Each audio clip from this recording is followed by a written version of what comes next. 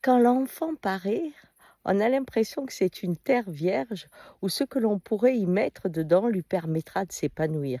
Pour certains, ça sera la suite de leur propre réussite. Pour d'autres, ça sera une réparation. Pour d'autres, ça sera un désir caché. Qu'importe, il y a, la, je pourrais dire, le regard du colon dans cette terre vierge. Il faut imposer ma vision. Eh oui, c'est pour ça que c'est si difficile parce que quand on n'y arrive pas, on a l'impression que l'enfant a trahi ou qu'il se met contre vous parce qu'il ne donne pas l'homme ou la femme que vous avez décidé de construire.